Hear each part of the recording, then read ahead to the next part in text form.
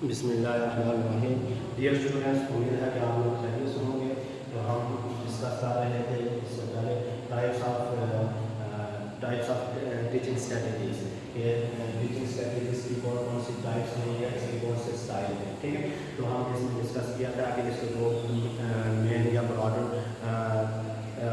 Term में जो है इसको डिवाइड किया जा सकता है, या इसकी क्लासिफिकेशन को हम दो टाइप में तकसीम कर रहे थे। एक थी ऑटोक्रेटिक टाइप ऑफ स्ट्रैटेजी, दूसरी डेमोक्रेटिक टाइप ऑफ स्ट्रैटेजी। ठीक है, तो लास्ट क्लास के अंदर हमने जो है ऑटोक्रेटिक टाइप ऑफ स्ट्रैटेजीज को हमने डिस्कस किया था कि ये जो टाइप ऑफ स्ट्रैटेजी है ये कौन सी टीचिंग सेंट्रिक होती है। ठीक है, ऑटोक्रेटिक टाइप होती है। ठीक है, उसमें जो है वो बच्चों को जो है वो ज़्यादा मौका नहीं दिया जाता है। ठीक है, उसमें जो है टीचर ज़्यादा एक्टिव होता है। ठीक है, उसमें जो है ज़्यादा रोल प्ले कर रहा होता है और टीचर प्ले कर रहा होता है। ठीक है, इसको हमने काफ़ी सारी डिटेल में देखा था कि इसके कौन से मैथड हैं, इसके अंदर मजीद कौन सी चीज़ें आती हैं। ठीक है, तो आज जो है हम डेमोक्रेटिक टाइप ऑफ स्ट्रेटेजी को डिस्कस कर रहे हैं।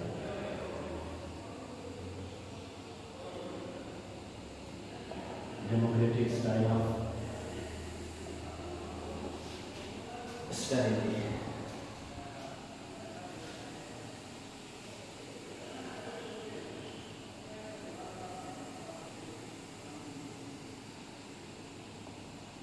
Democratic style of strategies. ठीक है, ये डेमोक्रेटिक स्ट्रेटजी या डेमोक्रेटिक स्टाइल ऑफ स्ट्रेटजी जो है ये कौन सा है? It is based on modern theory of organisation. ये बेस करता है बेस्ड ऑन मॉडर्न थ्योरी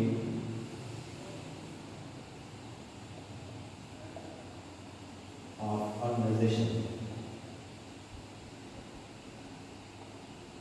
ठीक, ये मॉडर्न थ्योरी जदीद का तदरीस है। ठीक है, नई जो थ्योरी है उसके मुताबिक है। ठीक है, तो इसमें जो है मॉडर्न थ्योरी ऑफ ऑर्गेनाइजेशन है बेस, इसके ऊपर बेस कर रहा होता है।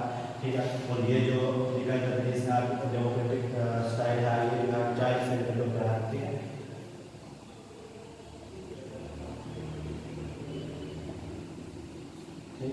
कि ये चाइल्ड सेंटर होता है, बच्चे को ज़्यादा तवज्जो दी जाती है, बच्चे की तरफ जो मरकज़ियत होती है वो ज़्यादा होती है, बच्चों जो है वो ज़्यादा तवज्जो का मुस्तहिक होता है। ठीक है, क्योंकि बच्चा जो है वो वही कर रहा होता है। ठीक है, तो इसमें जो है एट द टाइम जो है या टीचर और जो स्टूडेंट्स होते हैं चाइल्ड होता है वो दोनों जो है पार्टिसिपेट कर रहे होते हैं।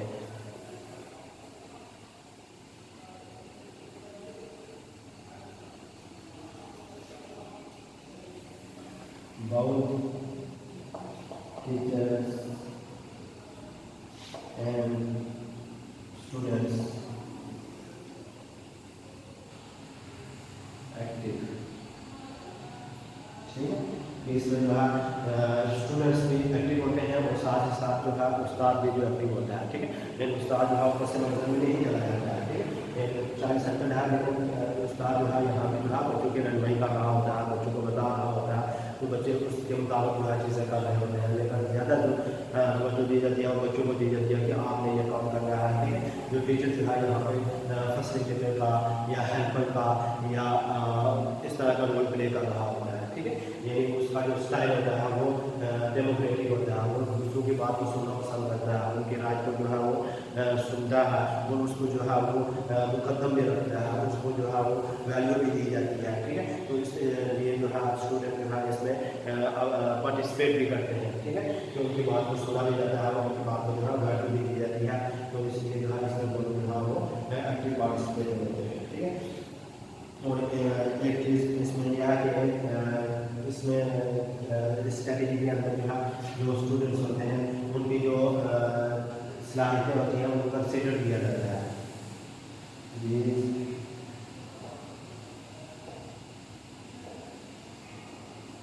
consider the learners abilities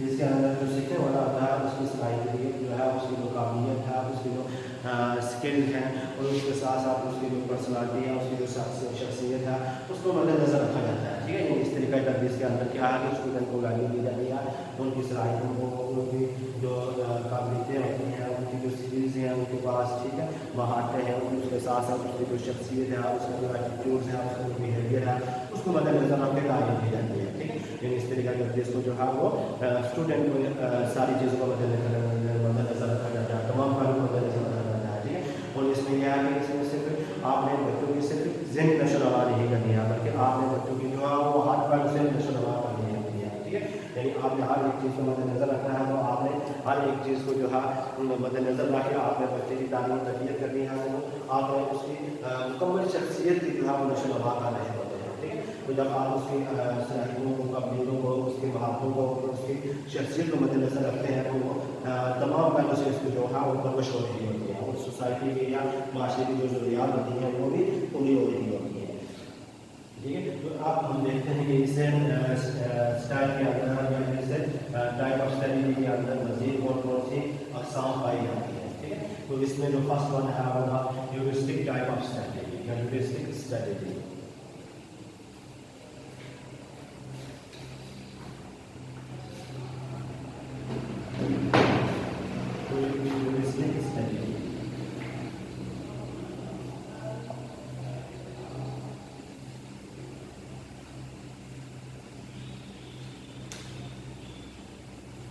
और ह्यूरिस्टिक जो है रेफर टू दी आर्मस्ट्रॉन्ग, इसको सबसे पहले जो है आर्मस्ट्रॉन्ग ने यूज़ किया था, और इसके बाद जो है आर्मस्ट्रॉन्ग के बाद जो है 1945 के अंदर इसको जो है कोलन ने यूज़ किया है, और उन्होंने इसको जो है प्रॉब्लम सॉल्विंग स्ट्रेटजी का नाम दिया है।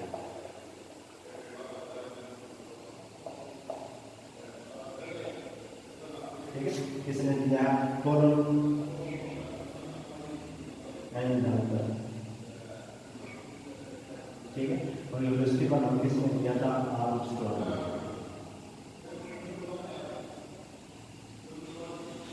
ठीक है, और ये ऐसे तरीका तदरीस होता है जिसमें जो है वो टीचर जो होता है वो तमाम मालूमात या उसके पास जो नॉलेज होता है वो खुद से जो है वो बच्चों को नहीं बताता है। ठीक है, बल्कि वो ऐसा माहौल क्रिएट करता है, ऐसी सिचुएशन क्रिएट करता है कि वो बच्चे जो है उस चीज़ के बारे में सवाल करते हैं, क्वेश्चन करते हैं, टीचर से पूछते हैं, तो वो जो है इस तरह का माहौल क्रिएट हो जाता है, और ऐसा तरीका तदरीस बन जाता है कि बच्चे वो क्वेश्चन आंसर करके पूछ के डिस्कवर करके चीज़ों को सीखने की कोशिश करते हैं। ठीक है, तो ये तरीका तदरीस जो है ये ज़्यादातर जो शुरू में जो हम बात करें तो शुरू में ये जो है साइंटिफिक नॉलेज को सीखने के लिए या साइंसी मज़ामीन के सीखने के लिए इसका इस्तेमाल अमल में लाया गया था। ठीक है, उसमें ज़्यादा जो प्रैक्टिकल है, डिस्कवरी मेथड है, जब प्रॉब्लम सॉल्विंग में कोई आपके पास मसला आ जाता है, कोई प्रॉब्लम आ जाती है, उसको हल करने के लिए जो है साइंटिफिक अप्रोच को यूज़ किया जाता था, उस फील्ड के अंदर इसको ज़्यादा इस्तेमाल किया गया। ठीक है, इसमें क्या होता है कि उस्ताद जो है या टीचर जो होता है वो मखसूस या स्पेसिफिक सवाल जो होते हैं वो टीचर से बच्चों से पूछता है, या उनको ऐसे बहस और मुकाबले में मशगूल कर देता है कि वो बच्चे जो है वो उस चीज़ को देख के उस चीज़ को समझदार के बारे में जो है वो क्वेश्चन पूछना शुरू कर देते हैं। ठीक है, तो जब वो क्वेश्चन पूछते हैं तो बेसिकली वो मुझे सीखने की कोशिश कर रहे होते हैं, ऐसे स्टेज के ऊपर आ जाते हैं। ठीक है, तो इसमें जो है वो टीचर बच्चों को खुद से ये नहीं बताता है कि आपने ये करना है। ठीक है, या इसका हल ये है। ठीक है, जब बच्चों को कोई प्रॉब्लम आती है तो टीचर को जो है वो ऐसा एक इन्वायरमेंट दे देता है, ऐसी सिचुएशन दे देता है कि तलबा उसमें से खुद गुजरते हैं। ठीक है, यानी उसमें खुद अमल करते हैं, लर्निंग बाय डूइंग। ठीक है, यानी उसमें खुद इस चीज़ में पढ़ते हैं और फिर आप इस सलाहियतों को इस्तेमाल में लाते हैं, और फिर आखिरकार जो है उस मसले को हल कर लेते हैं, उस मसले का हल पेश कर देते हैं। ठीक है, यानी उस चीज़ को डिस्कवर करा देते हैं। ठीक है, वैसे उर्दू में इसको आप इंकशाफ कह सकते हैं। ठीक है, इंकशाफी तरीका का तदरीस। ठीक है, यानी चीज़ों को इंकशाफ किया जाता है, डिस्कवर किया जाता है। ठीक है, किसी चीज़ के बारे में मालूमात इकट्ठी की जाती है। ठीक है, तो इसमें जो उस्ताद होता है वो उनके रहनुमाई कर रहा होता है, उनको जो है वो मुख्तलिफ टिप्स दे रहा होता है, उनको जो उस्ताद के मुशावरों से वो चल रहे होते हैं। ठीक है, लेकिन उस्ताद प्रोजेक्ट में उनको जो है वो चीज़ बताता नहीं है, ठीक है। तो अब हम देखते हैं कि ये जो रिलेस्टिक स्ट्रेटजी है ये कौन से इसके स्टेप्स हो सकते हैं, ठीक है। सबसे पहले चीज़ इसमें आती है कि आइडेंटिफिकेशन ऑफ प्रॉब्लम, जब आपने मसले की इस्लाह करनी है, मसले का इंतखाब करना है।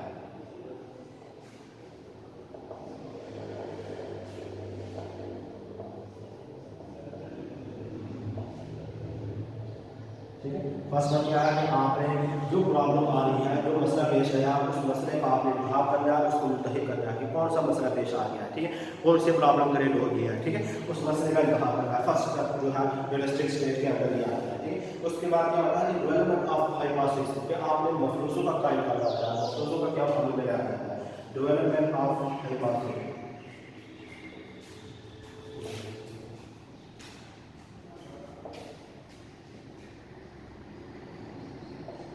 डेवलपमेंट ऑफ हाइपोथेसिस, ठीक है, कि आपने मफरूज़ों का क्या करना है, जो प्रॉब्लम आपको क्रिएट हुई है, जो प्रॉब्लम आपको समझ आई है, उस प्रॉब्लम को आपको कैसे हल करना है, उसके बारे में जो है मुख्तलिफ मफरूज़े जो है डेवलप किए जाते हैं, मुख्तलिफ मफरूज़े बनाए जाते हैं, और मफरूज़ों को मद्देनज़र रख के फिर आपने जो है उस प्रॉब्लम के हल की तरफ आप जा रहे होते हैं, ठीक है। ये उस यहाँ पे आपने मफरूज़ों का क्या मालूम में आता है, ठीक है, कि इस प्रॉब्लम के कौन से पॉसिबल सोल्यूशन हो सकते हैं, कौन से इसके जो है वो हल हो सकते हैं, ठीक है। यहाँ पे आपने मफरूज़ों का क्या मालूम में लाना है।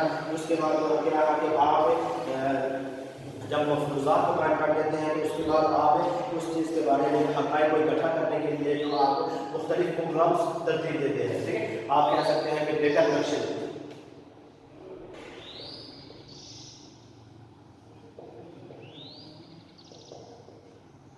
कि आपने हक़ाइक़ को इकट्ठा करने के लिए कौन सा तरीका इस्तेमाल करना है, कौन से तरीके से आपने डेटा इकट्ठा करना है, ठीक है। तो वो यहाँ पे आप इस चीज़ को देखते हैं, रिलेस्टिक अप्रोच के अंदर आपने प्रॉब्लम को आइडेंटिफाई करना है, उसके बाद आपने मुख्तलिफ हाइपोथेसिस बनाने हैं, फिर मुख्तलिफ हाइपोथेसिस को हल करने के लिए या उस के पॉसिबल सोल्यूशन की तरफ पहुँचने के लिए आप जो है मुख्तलिफ तरीक़ों से जो है डेटा इकट्ठा करते हैं, फिर उस डेटा को आप क्या करते हैं, एनालाइज करते हैं, उस डेटा को जो है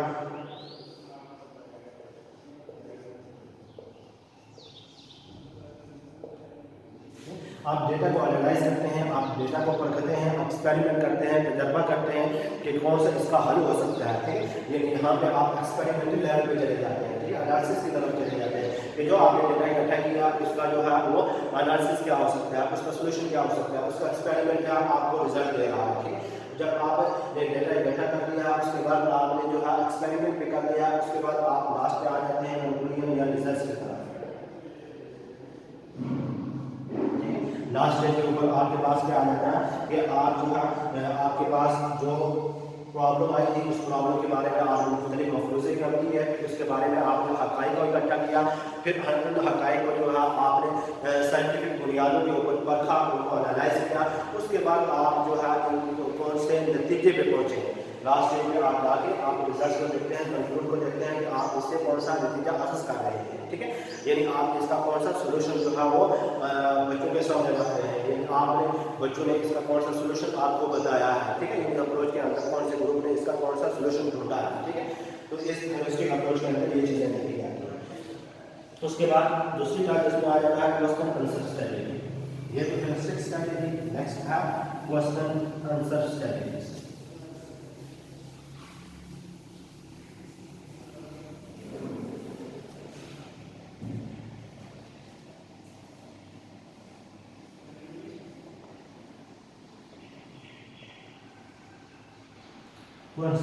क्वेश्चन आंसर स्ट्रेटजी, ठीक, कि आप सवाल जवाब करके आप मुख्तलिफ जो है चीज़ें पूछ के जो है वो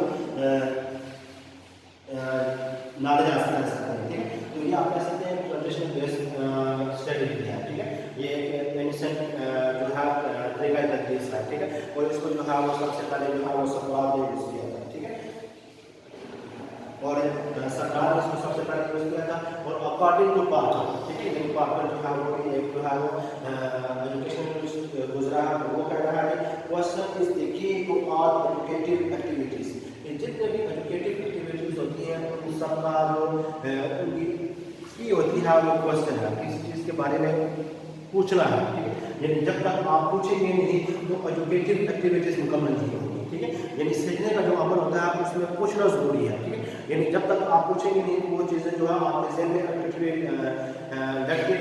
रहेंगी, आप उस चीज़ के बारे में कंफ्यूज रहेंगे, आप उस चीज़ के बारे में जो है वो श्योर नहीं होंगे, आप उस चीज़ के बारे में जो है वो कॉन्फिडेंस से दूसरे को बता नहीं सकेंगे, उस चीज़ के बारे में आप कॉन्फिडेंस से बहस नहीं कर सकेंगे, ठीक। वो जो क्वेश्चन होता है वो किसी भी चीज़ को सीखने के लिए आप कह सकते हैं एक आने के तौर पर यूज होता है, ठीक है।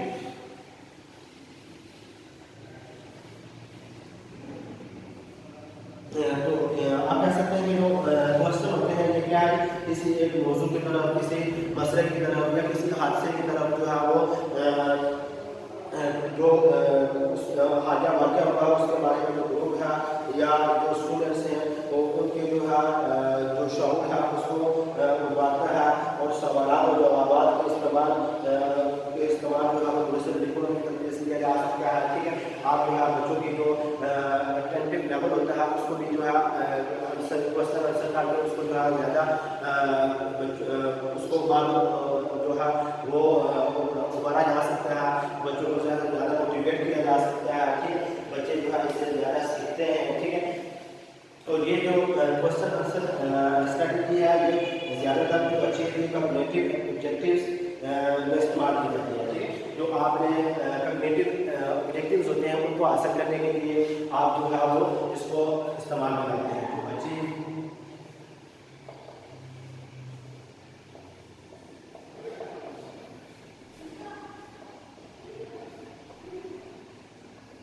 कम्युनिटिव ऑब्जेक्टिव्स, ठीक है। ये जो चीज़ें शामिल तौर पर होती हैं जो आपके दिमाग से रिलेटेड होती हैं, जो आपके ब्रेन से रिलेटेड होती हैं, उन चीज़ों को अचीव करने के लिए बच्चों की सोचने समझने, ठीक है, उन चीज़ों को पढ़ने की सलाहियत को उजागर करने के लिए, उनको मोटिवेट करने के लिए, उसको स्टिमुलेट करने के लिए जो है इस स्ट्रेटजीज का जो है वो इस्तेमाल अमल में लाया जाता है, ठीक है, ठीक है। और एक तो कम्युनिटिव लेवल के ऑब्जेक्टिव को हासिल करने के लिए, दूसरा to bring to knowledge to conscious level, ठीक है, कि नॉलेज को आपने जो है वो कॉन्शियस लेवल पे लेके आना है।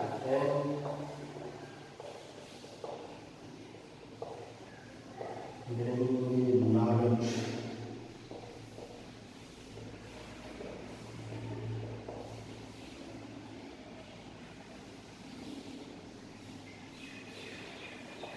कॉन्शियस लेवल, ठीक है।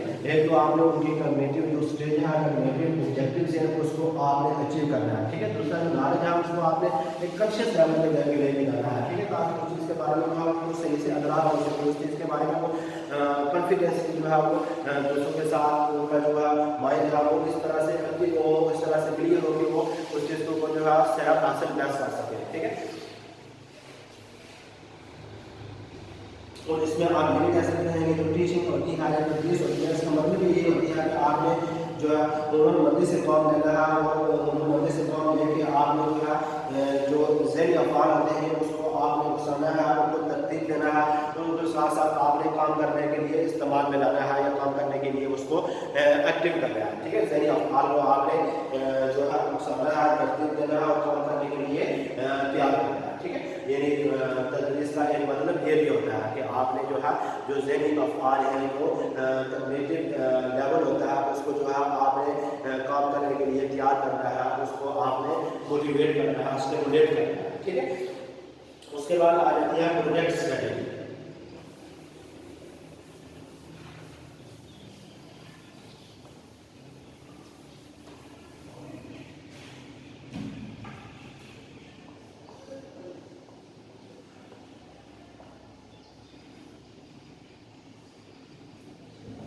प्रोजेक्ट स्ट्रेटजी, ठीक है। और ये आप इस चीज़ को देखेंगे सारी डेमोक्रेटिक टाइप है, ठीक है। इसमें जो है बच्चों को जो है वो ज़्यादा टाइम दिया जाता है, बच्चों को पार्टिसिपेट करने के लिए ज़्यादा मोटिवेट किया जाता है, उनको स्टिमुलेट किया जाता है, और साथ ही साथ जो है वो क्या होता है कि आप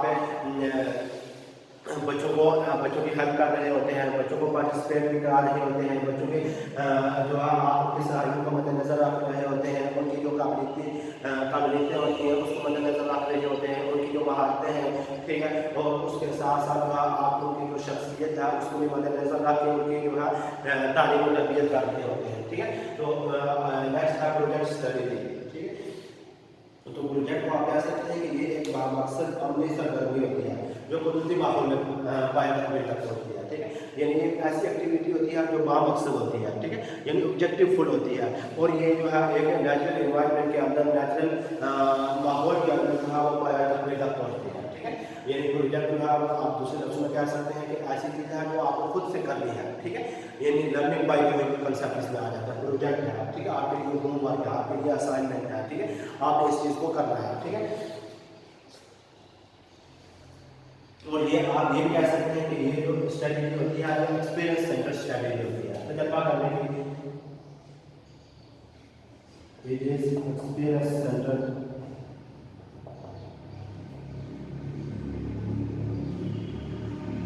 स्ट्रेटेजी, ठीक है।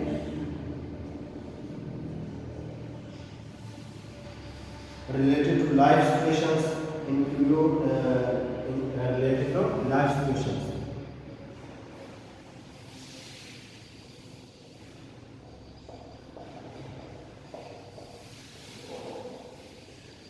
जो आप रोज़मर्रा ज़िंदगी के अंदर आपने माशरे के अंदर ज़िंदगी गुजारने के लिए जो नई नई चीज़ें आती हैं, समझ आती हैं, प्रॉब्लम फेस होती हैं, उससे रिलेटेड ये रिलेट का वीडियो होता है, ठीक है। और इसके अंदर कौन सी चीज़ें शामिल होती हैं? Includes to socialise the child,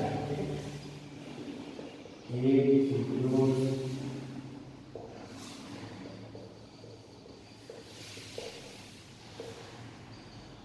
to socialize a child, ठीक है।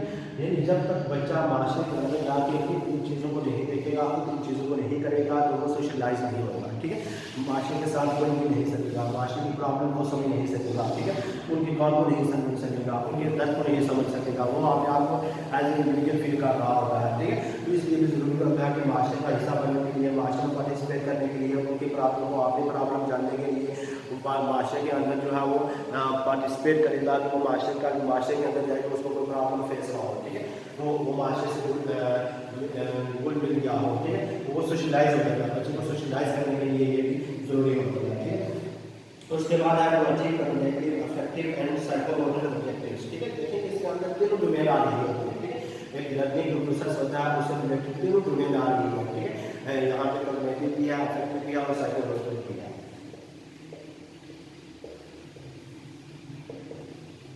To achieve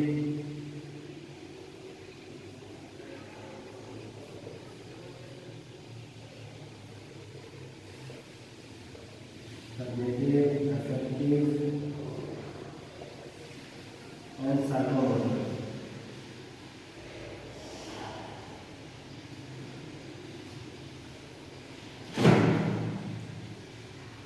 ठीक है, psychomotor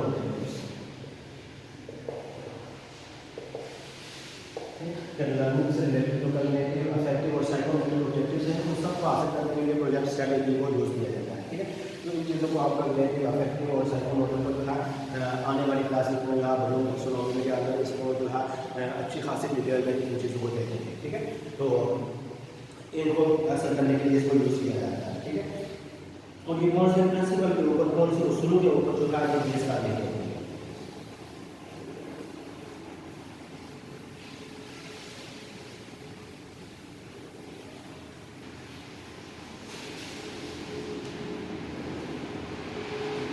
based on the principle, based on principle of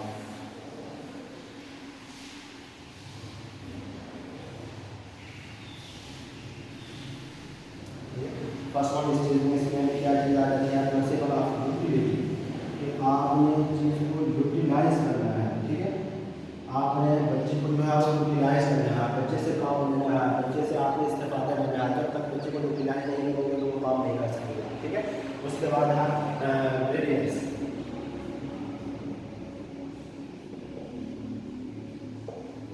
आपने बच्चों को मोटिवेशन देनी है, आपने बच्चों को स्टिमुलेट करना है, बच्चों को मोटिवेट और स्टिमुलेट करके आप जो है इस काम के लिए, इस प्रोजेक्ट के लिए, असाइनमेंट के लिए जो है आप बच्चों को रेडी कर सकते हैं, ठीक है। उसके बाद लर्निंग बाय डूइंग, इसमें कंसेप्ट ये भी आता है कि बच्चों ने ये काम जो सीखना होता है ये करने से सीखा जाता है, डूइंग, ठीक है। यानी एक्सपेरिमेंट करेंगे, तजर्बा करेंगे, उस काम के अंदर पढ़ेंगे, उस काम करने के अंदर बड़े हुए नहीं सीख सकते थे, ठीक है। और उसके बाद लास्ट में देखें तो प्रिंसिपल ऑफ सोशलाइजेशन के आपने अपने आप को जो है सोसाइटी के साथ मिक्स कर देना है।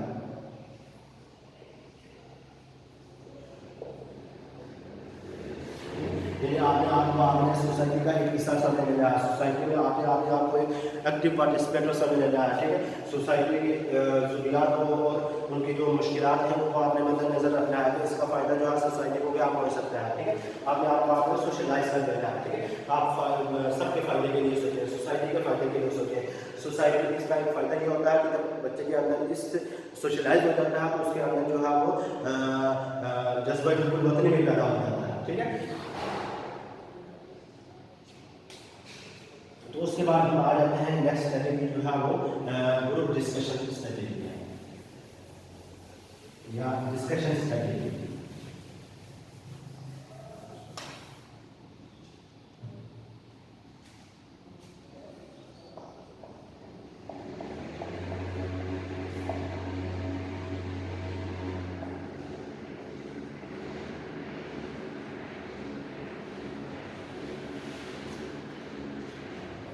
ठीक है, ये भी जो है चाय सेंटर होती है, ठीक है। और इसमें जो है बच्चों को जो है वो डिवाइस दिया जाता है ग्रुप के अंदर, और उनको जो है प्रॉब्लम दी जाती है और उनको जो है इनकरेज किया जाता है कि आप जो है इस ग्रुप के अंदर पार्टिसिपेट करें और इसे प्रॉब्लम का जो है वो सोल्यूशन फाइंड करें, ठीक है। और अमूमन सब्जेक्ट से रिलेटेड अमूमन इनको जो है वो डिवाइड किया जाता है, ठीक है। और ग्रुप्स को जो तकसीम किया जाता है वो अमूमन 2 टाइम में तकसीम किया जाता है, ठीक है।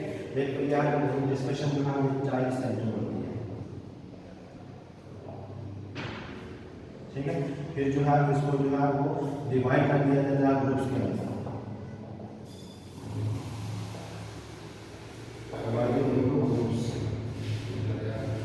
ठीक है। और उनको जो है वो मोटिवेट किया जाता है ग्रुप पार्टिसिपेट करें, ठीक है। और ग्रुप्स को जो डिवाइड किया जाता है वो ग्रुप्स बनाए जाते हैं, वो 2 ग्रुप्स में उसको डिवाइड किया जाता है, ठीक है। एक ग्रुप्स होता है ऑर्गेनाइज करते हैं और दूसरे जो है वो अनऑर्गेनाइज होते हैं, ठीक है।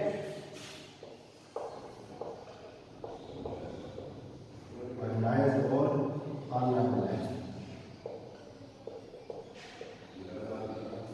ठीक है।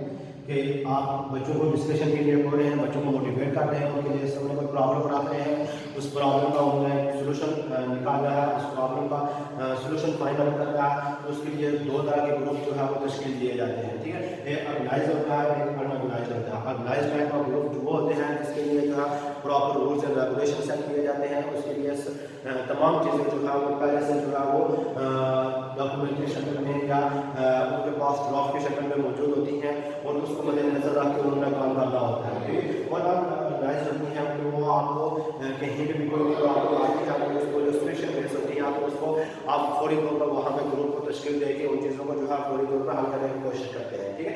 ये जो है इसके लिए जो चीज़ें जो है वो पहले से आपके सामने रखी नहीं जाती हैं, पहले से जो है वो ड्राफ्ट की शक्ल में डॉक्यूमेंट की शक्ल में वो चीज़ें मौजूद नहीं होती हैं, ठीक है। बाकी अनऑर्गेनाइज होती हैं, फौरी तौर पर आपके सामने कोई प्रॉब्लम आई है तो उस प्रॉब्लम का आपने जो है वो सोल्यूशन तो वहाँ पे ही फौरी हल निकालना है, तो उसके लिए आप अनऑर्गेनाइज ग्रुप में तश्कील दे सकते हैं, ठीक है। तो इसके बाद लास्ट स्ट्रेटजी आ जाती है रोल प्ले सिमुलेशन।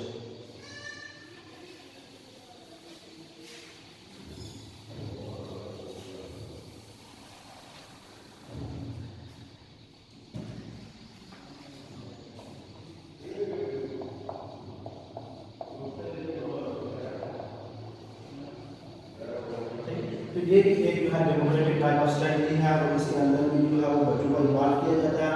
और इसका जो मेन मकसद होता है वो ये होता है कि आपके अंदर जो है वो स्किल्स को जो है वो इन्हांस किया जाए, आपके अंदर जो है कॉन्फिडेंस को डाला जाए, आपके अंदर जो आपकी सलाहियतें हैं उस सलाहियतों को उजागर किया जाए और उन सलाहियतों को जो है वो उजागर किया जाए, उसको स्टिमुलेट किया जाए, आप मोटिवेट किया जाए, ठीक है। ताकि आप जो है वो काम कर सकें, ठीक है।